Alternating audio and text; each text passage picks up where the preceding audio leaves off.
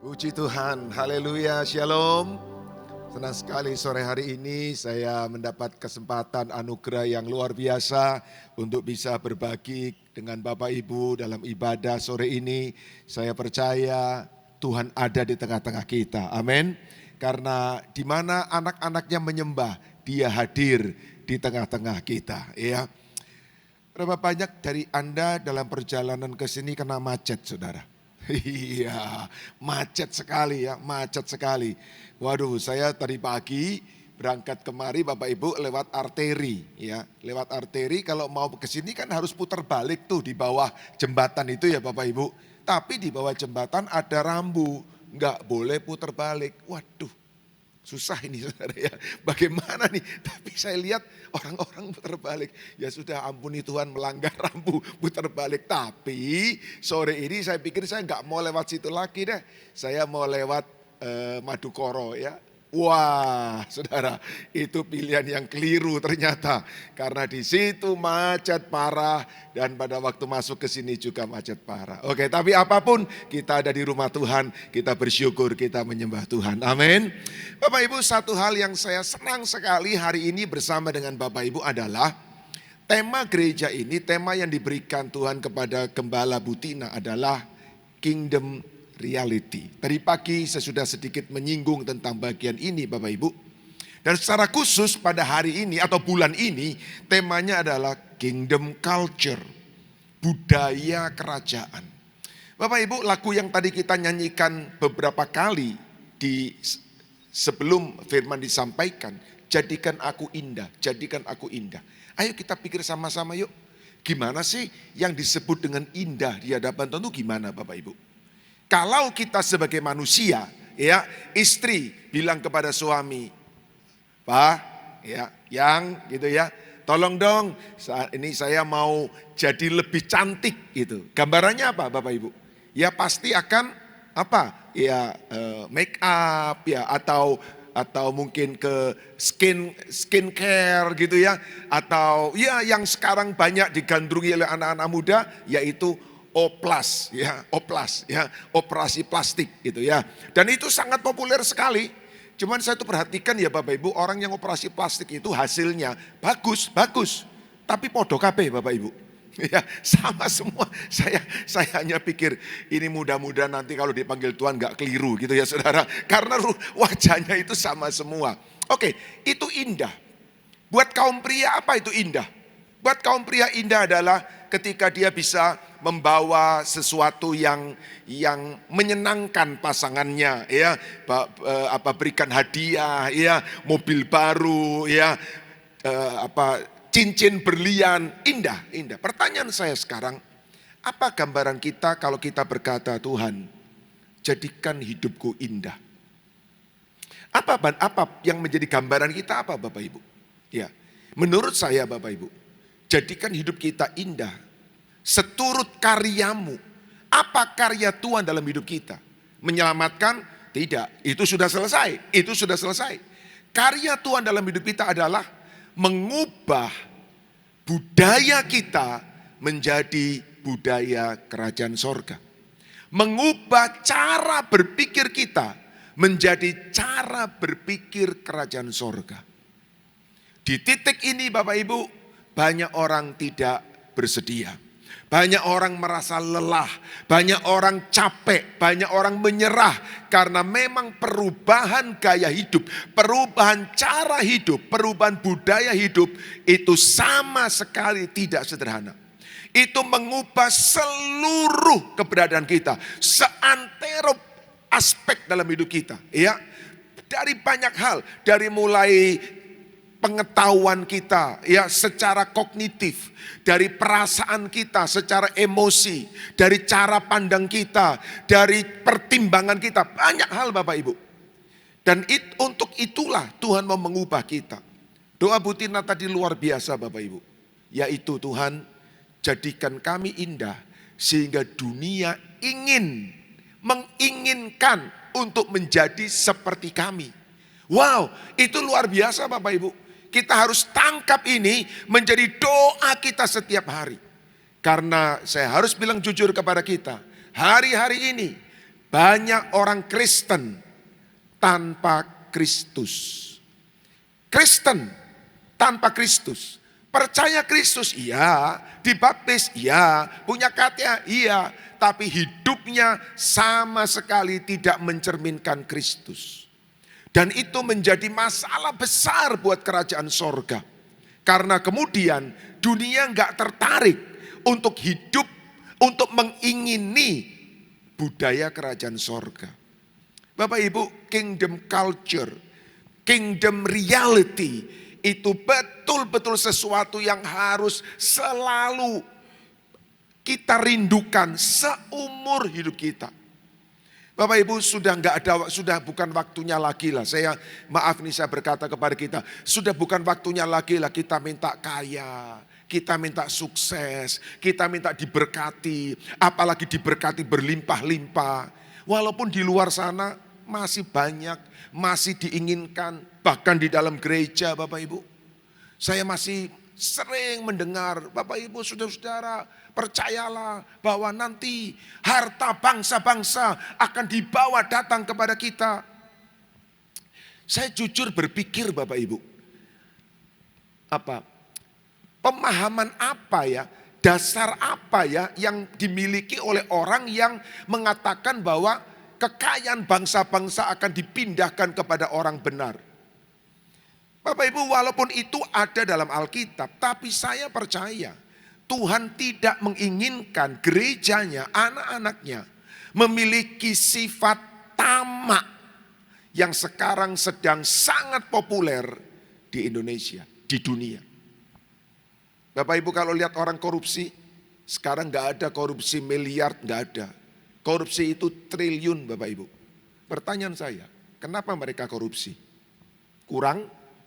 Miskin? Tidak Bapak Ibu, sama sekali tidak. Lah kenapa mereka korupsi? Padahal mereka sudah punya, padahal mereka sudah berlimpah-limpah. Kenapa? Kenapa? Satu sifat, dan itu karakter dunia, itu budaya dunia. Apa itu? Serakah, tamak Bapak Ibu. Nah, ketika kita melihat, kita mendengar, kita membaca, dan tiap hari makanan kita adalah cerita-cerita dari mereka-mereka itu, kita lama-lama sadar atau tidak dibentuk oleh dunia. Dan tragedi kekristenan adalah orang percaya Yesus tapi pikirannya duniawi. Ikut Yesus tapi pikirannya duniawi. Makanya Paulus tuliskan Roma 12, berubahlah oleh pembaruan budimu. Nah Bapak Ibu, kingdom reality, kingdom culture itu harus selalu kuat menggema dalam hidup kita. Sehingga kita selalu ingat, saya ini siapa, saya ini siapa. Sehingga saya harus berbuat apa, saya harus berpikir apa, saya harus mempertimbangkan seperti apa. Harus kesadaran yang harus selalu segar dalam hidup kita. Itu sebabnya saya berkata bahwa kingdom reality itu sebetulnya bukan tema tahunan. Itu tema seumur hidup Bapak Ibu. Dan itu yang harus kita pelajari, itu yang harus kita ikuti, harus kita rela untuk bersama-sama mengalami transformasi dalam hidup. Nah Bapak Ibu, culture, budaya, ya. Ada hal-hal yang budaya-budaya di dunia ini saja Bapak Ibu. Kita tahu ada budaya-budaya yang unik di masing-masing negara. Bahkan di dalam satu negara pun itu unik. Artinya apa Bapak Ibu? Artinya ketika Anda sedang berada di sebuah tempat yang baru, ya, Anda bukan hanya perlu mengeksplor daerah itu, Anda bukan hanya perlu tahu apa yang menarik di daerah itu, tapi ingat Bapak Ibu, kita juga perlu belajar budaya di daerah itu. Kalau tidak, kita dapat masalah Bapak Ibu. Memang ada perbedaan-perbedaan budaya yang tidak menimbulkan akibat serius. Misalnya apa Bapak Ibu? Misalnya ya, budaya Indonesia ya, jam karet itu ya, itu kan sudah biasa ya Bapak Ibu. Ya, kalau kita keluar negeri kita akan terkaget-kaget ya. Karena apa? Karena mereka di sana ya jam 7 adalah jam 7. Di Indonesia jam 7 itu tergantung jam siapa. Kan gitu Bapak Ibu ya. Jadi nggak selalu jam 7, tergantung jamnya siapa. Nah, perbedaan itu nggak terlalu memberikan dampak. Ya terlambat kita, waduh kok ternyata mulai on time ya. Oke, terlambat. Tapi Bapak Ibu, ada perbedaan-perbedaan budaya yang kalau kita salah menerapkannya dan kita tidak mau berubahnya, akibatnya serius. Akibatnya serius. Beberapa hari yang lalu kebetulan saja saya melihat di YouTube Bapak Ibu ya, cerita tentang bagaimana orang-orang liburan ke negara ini ke sini. Nah, cerita tentang bagaimana orang ke Thailand. Di Thailand itu Bapak Ibu ada satu budaya yang kita harus hati-hati. Saya mendengar itu saya pikir iya ya ternyata serius sekali. Yaitu ini Bapak Ibu. Kalau kita di Thailand lalu kita membayar dengan uang Thailand dan uang Thailand ada gambar dari raja Bapak Ibu. Pertama, jangan sampai jatuh Bapak Ibu. Kalau jatuh dan dilihat oleh petugas atau orang yang berwenang itu urusannya besar. Apalagi kalau ketika jatuh kita mengambilnya pakai kaki. Waduh, itu bisa masuk penjara Bapak Ibu. Kenapa? Karena di Thailand simbol raja itu sakral. Simbol raja itu mulia. Nggak boleh pakai kaki, itu nggak boleh Bapak Ibu. Harus mengambil, harus dengan sujud mengambil. Kenapa? Ada gambar raja. Nah Bapak Ibu, ada budaya-budaya yang kalau kita salah menerapkannya, ada resiko besar dan bahkan ada resiko yang mengerikan. Tahukah Anda Bapak Ibu? Ada budaya kerajaan sorga yang buat kita itu biasa, buat kita itu sehari-hari, buat kita itu tidak ada yang mengejutkan, tapi buat sorga itu sangat serius. Apa itu? Malam ini kita lihat. Saya diberi tema oleh Bu Tina melalui stafnya Bapak Ibu. Dan saya berkata, wow, ini betul-betul sebuah pencerahan yang saya berkata kita harus hati-hati ini. Yuk kita lihat ya. Tadi pagi Bapak Ibu kita melihat Kisah Rasul pasal yang keempat. Ya, bagaimana pola hidup, gaya hidup, culture dari jemaat mula-mula. Yaitu mereka saling memberi, saling peduli satu dengan yang lain. Karena hati mereka disatukan oleh kasih Kristus. Tadi pagi kita melihat itu. Nah sekarang Bapak Ibu, kita akan melihat di dalam Kisah Rasul pasal yang kelima. Tadi pagi saya sudah sampaikan juga. Buat saya Kisah 4, Kisah 5 itu udah bacaan yang udah berkali-kali saya baca dan berkali-kali saya khotbahkan. Tapi waktu saya mendapatkan tema ini, saya menelitinya lagi. Ada sesuatu yang sangat serius Bapak Ibu. Ayo kita lihat sama-sama ya. Saya masih pakai tema yang sangat sederhana, kita semua tahu. Hidup jadi berkat. Itu budaya kerajaan sorga. Kingdom culture Bapak Ibu. Ya. Nah, tapi saya berikan subtema di bawahnya adalah ketika memberi menjadi kepura-puraan. Ketika memberi menjadi kemunafikan. Ketika memberi dilakukan di dalam ketidakjujuran. Ya, ayo kita lihat dulu ya Bapak Ibu. Bapak Ibu yang dikasihi Tuhan, salah satu bahaya terbesar dalam kehidupan rohani adalah kemunafikan, ketidakjujuran. Kemunafikan membuat seseorang tampak dekat dengan Tuhan, padahal hatinya jauh daripada Dia. Munafik, tidak jujur, tidak transparan, ya. Ada hal-hal yang disimpan, ada motivasi-motivasi tertentu. Bapak Ibu, kalau ngomong nggak jujur, kita akan bilang begini, mana toh Pak ada orang jujur, kan gitu ya Bapak Ibu ya. Kalau kita berbicara tentang bisnis, kita bilang begini, mana ada toh Pak bisnis yang jujur ya. Kalau kita bicara tentang karyawan, bicara tentang bawahan kita, lalu kemudian kita menemukan ternyata ya ada bawahan kita yang memanipulasi, kita cerita sama teman kita berkata gini, Pak, bro, mana sekarang kita bisa cari karyawan yang jujur itu mana, gitu ya Bapak Ibu. Jujur buat buat budaya dunia itu aneh. Jujur buat budaya dunia itu sudah tidak relevan. Tapi jujur di budaya kerajaan sorga itu sangat vital, sangat krusial, dan pelanggarannya itu sangat serius. Sangat serius Bapak Ibu. Di akhir pasal yang keempat, Kisah Rasul pasal yang keempat, kita melihat bagaimana Barnabas menjual tanah. Karena hati Barnabas dijamah oleh Tuhan bersama dengan seluruh jemaat mula-mula, lalu mereka berbagi dari apa yang ada pada mereka. Dan menyerahkan hasilnya kepada para rasul untuk dibagikan kepada jemaat sehingga tidak ada yang kekurangan. Wow, ini Bapak Ibu, ini saya pikir ya, kalau ini bisa terjadi dan Tuhan bisa pulihkan gerejanya menjadi standar gereja mula-mula. Wah, saya kira Bapak Ibu, penuaian besar pasti akan terjadi. Karena dahsyat sekali gaya hidup gereja mula-mula. Ya. Nah Bapak Ibu, itu pasal 4. Pasal 5 Anda tahu, Alkitab Lukas menceritakan tentang Ananias dan Safira. Anda tahu itu ya. Ananias dan Safira adalah menurut saya salah satu cerita Alkitab yang sangat mengerikan Bapak Ibu. Ya, bayangkan ada orang mati karena berbuat dosa tanpa ada kesempatan bertobat. Itu kan mengerikan sekali. Dan itu dalam zaman perjanjian baru loh. Kalau perjanjian lama iya, tapi perjanjian baru. Dan Ananias Safira mengalami ini.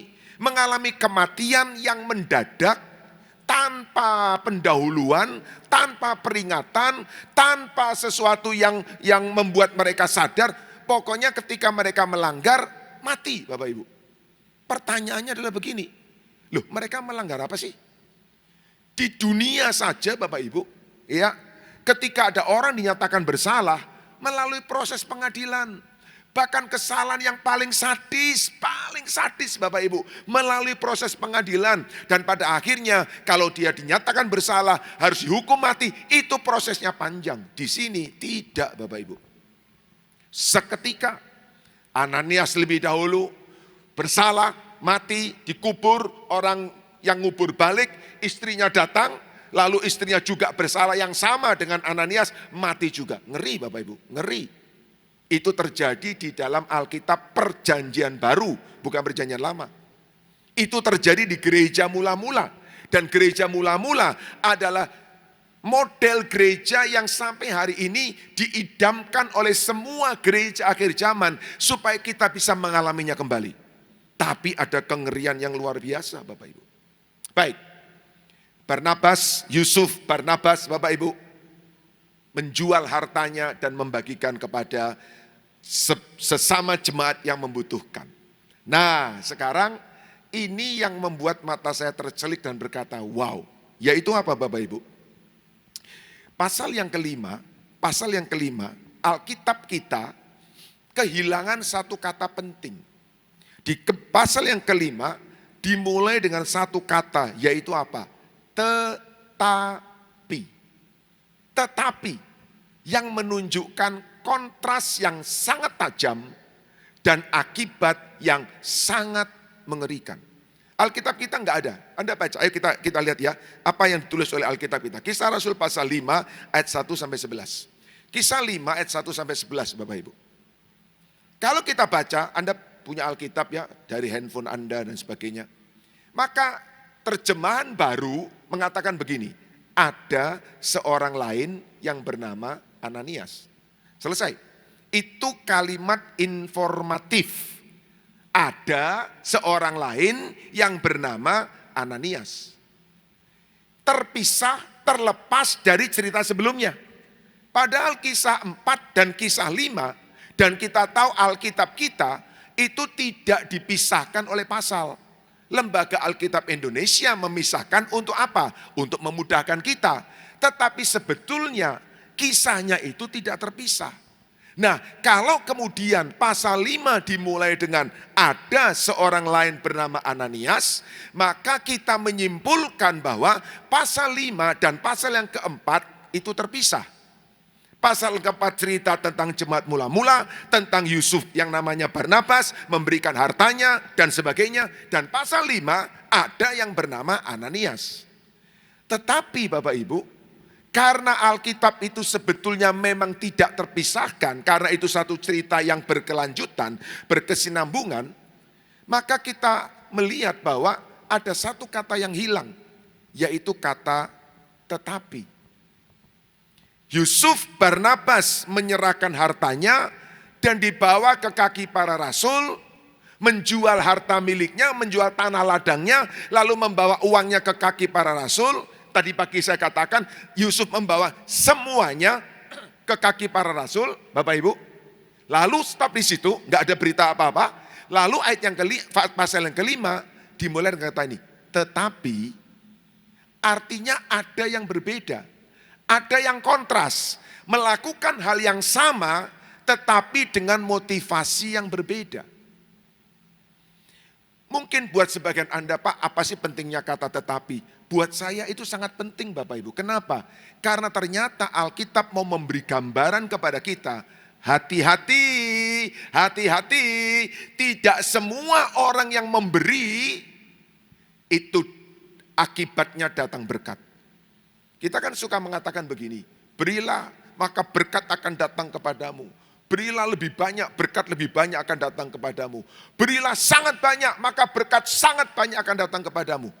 Tidak berkorelasi secara positif dan secara langsung.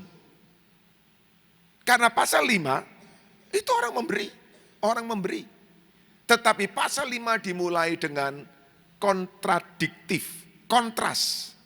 Tetapi ada seorang lain yang bernama Ananias, saya bacakan buat kita semua Bapak Ibu. Ia beserta istrinya Safira menjual sebidang tanah. Dengan setahu istrinya ia menahan sebagian dari hasil penjualan itu dan sebagian lain dibawa dan diletakkannya di bawah kaki para rasul. Tetapi Petrus berkata, Ananias, mengapa hatimu dikuasai iblis sehingga engkau mendustai Roh Kudus dan menahan sebagian dari hasil penjualan tanah itu? Selama tanah itu tidak dijual, bukankah itu tetap kepunyaanmu? Dan setelah dijual, bukankah hasilnya itu juga tetap dalam kuasamu? Sampai di sini Bapak Ibu, jujur saya tuh bertanya-tanya begini. Loh salahnya apa sih? Orang jual tanah, sebut saja 100 juta. Ya Bapak Ibu. Lalu dibawa kepada gereja. Dibawanya 50 juta. Loh salahnya di mana? Kan tidak ada salahnya. Wong dia jual 100 juta, dia bawa 50 juta kan gak ada salahnya. Betul gak ada salahnya Bapak Ibu. Dan Petrus juga bilang gak ada salahnya. Salahnya adalah ketika membawa 50 juta, motivasinya, hatinya adalah dia mau membawa hatinya, mau membawa 100 juta. Jadi motivasi hatinya salah. Motivasi hatinya ingin sesuatu yang lebih besar dari apa yang tidak dia berikan. Motivasi hatinya menyimpan maksud-maksud terselubung. Dan bagaimana maksud terselubung itu macam-macam. Mungkin Ananias dan Safira ingin dikenal sebagai dermawan. Mungkin Ananias dan Safira ingin dikenal sebagai orang yang memberikan paling banyak. Mungkin Ananias dan Safira ingin supaya mendapatkan hasil kembali dalam jumlah yang besar. Sehingga dia memberikan sebagian, tetapi hatinya, maksudnya adalah dia memberikan semuanya dengan keinginan-keinginan yang terselubung. Itu yang disebut oleh Petrus sebagai mendustai Roh Kudus. Tidak jujur. Yang diungkapkan entah dengan perkataan, entah dengan sikap hati, dan yang dilakukan berbeda. Nah buat kita kan itu biasa toh saudara. Orang nggak jujur itu kan sudah hari-hari kita alami toh. Kita juga sering nggak jujur kok. Mulut kita dan hati kita nggak sama. Ya, buat budaya dunia mengingatkan kita. Compromising, mengkompromikan integritas kita. Mengkompromikan kejujuran hati kita untuk uang, kuasa, dan ketenaran, maka kompromi itu akan kembali mengejar kita. Kompromi itu akan kembali menuntut kita. Makanya udahlah, kalau kita mau memberi, kalau kita mau berkorban, udah berikan, istilah Alkitab apa? Tangan kanan memberi, tangan kiri tidak boleh tahu. Gimana caranya itu kan nggak mungkin toh. Bagaimana kita tangan kanan memberi, tangan kiri nggak tahu, nggak mungkin. Artinya sederhana sekali. Ketika Anda memberi, sudah memberi, tutup, selesai. Tidak ada motivasi lain, tidak ada pikiran lain, tidak ada catatan lain. Yang penting saya mengasihi Tuhan, saya mengasihi jiwa-jiwa, saya terbeban dengan program gereja, saya beri, selesai. Bapak Ibu, motivasi seperti itulah yang berharga di hadapan Tuhan. Prinsip kedua yang kita belajar dari cerita ini adalah dosa yang tersembunyi tetap akan terbuka di hadapan Allah. Tidak ada orang tahu. Ananias dan Safira sebagai suami dan istri bersama-sama memutuskan. Tapi nggak ada orang dengar, nggak ada orang tahu. Tapi Tuhan tetap tahu dan Tuhan tetap melihat dan memperhitungkan. Petrus berkata, Ananias, mengapa hatimu dikuasai iblis sehingga engkau mendustai Roh Kudus dan menahan sebagian dari hasil penjualan tanah itu? Siapa kasih tahu? Roh Kudus, Roh Kudus. Bapak Ibu, Ananias berhasil menipu jemaat, menipu para rasul, tapi ia tidak dapat menipu Roh Kudus. Kita dapat menyembunyikan sesuatu dari manusia, namun kita tidak dapat menyembunyikan apapun dari Tuhan. Yang menarik adalah ini, mengapa Petrus menyebut engkau mendustai Roh Kudus? Kenapa engkau tidak mendustai aku? Kan gitu kan? Petrus kan bisa saja bilang begitu atas bisikan Roh Kudus. Dia bisa bilang sama Ananias Safira, kamu itu mendustai aku. Gak tahu gak aku ini siapa gitu ya. Aku ini rasul yang diurapi Tuhan. Petrus gak bilang begitu. Petrus bilang engkau mendustai Roh Kudus. Kenapa Bapak Ibu? Karena gereja adalah komunitas yang dipimpin oleh Roh Kudus. Makanya ya Bapak Ibu, ya kita dengar di sana sini ya, ada sekelompok orang, gereja tutup, ya gereja stop, apa yang lalu bakar gitu. Orang nggak ngerti, mereka itu sedang berhadapan dengan siapa. Mereka nggak paham yang berkuasa di gereja itu siapa. Karena itu, ayo jemaat Tuhan, saya sangat percaya gereja ini dibangun oleh karya Roh Kudus. Gereja ini mengagungkan Roh Kudus. Gereja ini dipimpin oleh Roh Kudus. Karena itu kalau saya boleh titip kepada Anda semua, please, hati-hati ketika kita memberikan statement tentang gereja.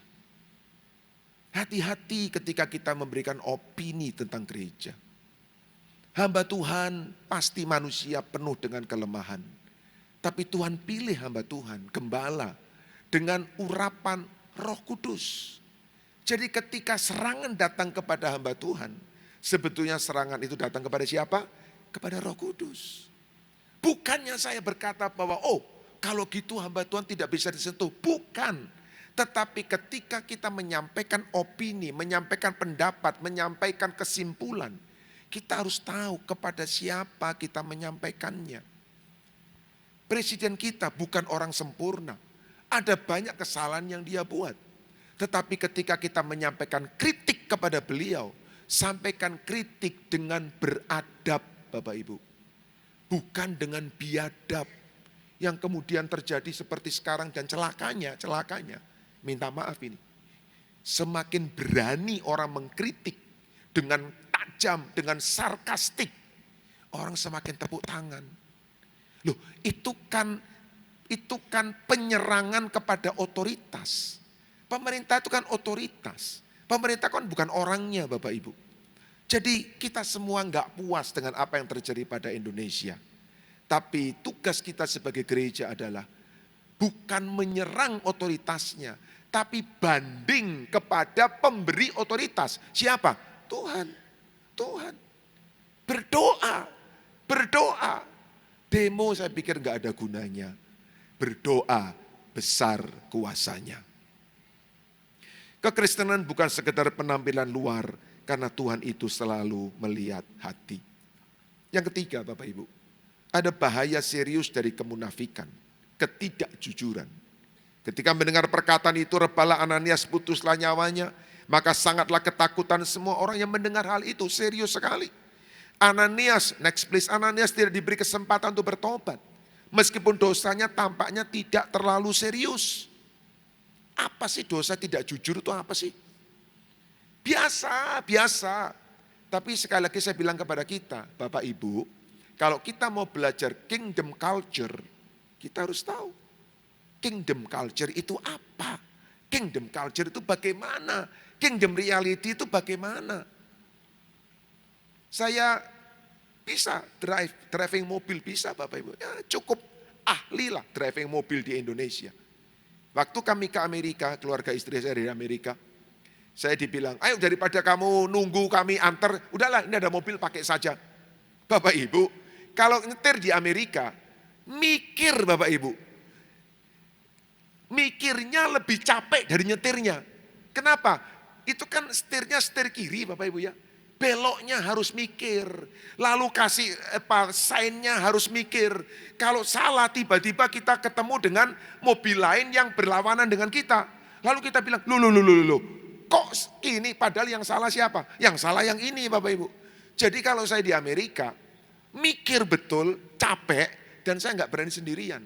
Saya butuh pendamping, penolong, istri saya pasti ada. Untuk kasih tahu, ingat, kita jalan di sebelah kanan ya. Ingat, kanan, mikir kanan Bapak Ibu. Puji Tuhan sampai hari ini semuanya aman. Tapi belajar culture yang baru sama sekali tidak mudah. Yesus mengingatkan tentang orang Farisi. Kenapa dia marah sekali kepada orang Farisi? Bapak Ibu kalau lihat kisah Yesus ya di bumi ini ya. Dia itu kan mengasihi orang luar biasa kan. Bahkan Yudas itu loh Bapak Ibu itu dikasih oleh Yesus kok. Dikasih kesempatan. Tapi kepada orang Farisi, Yesus itu getem-getemnya itu luar biasa. Kalau marah itu, kalau menegur itu tajam sekali. Kenapa? Kita mesti ngerti kenapa. Lukas 12 ayat yang pertama. Waspadalah terhadap ragi. Yaitu apa? Kemunafikan orang Farisi. Nah, jadi buat kerajaan sorga, munafik tidak jujur itu serius. Kemunafikan dimulai dari hal kecil dan tidak disadari. Dan tampaknya bukan masalah besar. Kemunafikan dimotivasi oleh rasa cinta diri. Kemunafikan berfokus pada apa yang dipikirkan manusia, bukan apa yang dipikirkan Tuhan. Kemunafikan berfokus pada hidup di dunia, bukan di kekekalan. Makanya saya terus bersyukur dan mendorong kita. Ayo, ya, jemaat Tuhan di JK Injil Kerajaan, belajarlah terus kingdom reality, kingdom culture.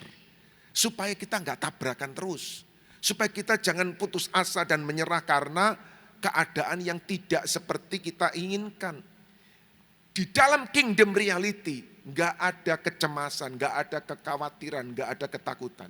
Yang ada adalah kasih, damai sejahtera, sukacita, kesabaran, kebaikan, kelemah lembutan, penguasaan diri dan sebagainya. Yang keempat, yang terakhir, takut akan Tuhan adalah awal dari kehidupan yang benar. Maka sangatlah ketakutan seluruh jemaat dan semua orang yang mendengar hal itu. Ini kali pertama muncul kata jemaat yang dihubungkan dengan takut akan Tuhan. Jadi jemaat itu muncul, kata jemaat itu muncul bersama dengan kegentaran akan Tuhan. Ya, gereja modern sering menekankan kasih Tuhan, tapi Alkitab juga mengajarkan pentingnya takut Tuhan. Apa takut Tuhan? Saya cepat Bapak Ibu waktu saya habis. Takut Tuhan berarti menyadari bahwa Allah itu kudus. Menghormati hadiratnya. Hidup dengan integritas di hadapan Tuhan. Orang yang takut akan Tuhan tidak akan bermain-main dengan dosa. Ia sadar bahwa hidupnya terbuka di hadapan Allah. Dan bersyukur puji Tuhan. Allah menilai hati. Di mana kita semua bisa mengendalikan hati kita. Kita tidak bisa mengendalikan dengan leluasa uang kita, kesehatan kita, keluarga kita nggak bisa. Kenapa? Kita ada dalam dunia dengan sistemnya yang kacau. Tapi semua kita bisa mengendalikan hati kita. Dan Tuhan menilai hati kita. Bapak Ibu, Kisah Barnabas dan kisah Ananias Safira ditempatkan berdampingan oleh Lukas. Next please. Untuk mengajarkan satu pelajaran penting. Barnabas, dia memberi dengan tulus, mencari kemuliaan Tuhan, menjadi berkat buat banyak orang. Sementara Ananias dan Safira memberi dengan kepura-puraan, memberi dengan motivasi salah, mencari kemuliaan diri, mendustai Roh Kudus. Bapak Ibu, ini perbedaan yang kita bisa belajar dari kisah yang diletakkan berdampingan. Yang tadinya saya tidak berpikir ini ada benang merahnya. Ternyata benang merahnya sangat kuat. Untuk kasih tahu kepada kita, hati-hati. Tidak semua orang yang memberi itu berkenan di hadapan Tuhan. Ananias dan Safira mati karena memberi, Bapak Ibu. Coba bayangkan. Bukan karena dosa, karena memberi. Tetapi memberinya dengan sikap yang salah. Next please. Perbedaannya bukan pada jumlah uang. Perbedaannya ada pada hati. Barnabas hatinya tulus. Tidak menginginkan apapun. Dia tahu semua dari Tuhan. Dan dia berikan semuanya untuk Tuhan. Allah tidak membutuhkan uang kita. Allah menginginkan hati kita. Tuhan tidak melihat angka. Tuhan melihat hati yang ada di balik persembahan itu. Kesimpulannya adalah memberi bukan persoalan uang. Memberi adalah persoalan hati di hadapan Tuhan. Kalau ini kita bereskan Bapak Ibu, saya percaya persembahan kita, pemberian kita akan berkenan kepada Tuhan. Saya tutup dengan tulisan dari Mother Teresa. Tadi pagi saya sudah kutip tulisan ini, saya ulang kembali kepada kita semua. It is not how much we give. Bukan soal berapa banyak kita berikan, tetapi soal berapa kasih yang kita berikan, yang kita letakkan di dalam persembahan kita itu. Berapa besar kasih yang menjadi muatan persembahan tersebut.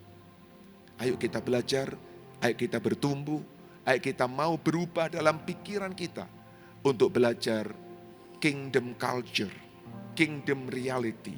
Satu hari kita akan ada di kerajaan sorga. Dan di kerajaan sorga yang ada adalah kingdom reality. Ketika kita belajar, kita sudah biasa dalam kerajaan sorga. Yang percaya katakan amin.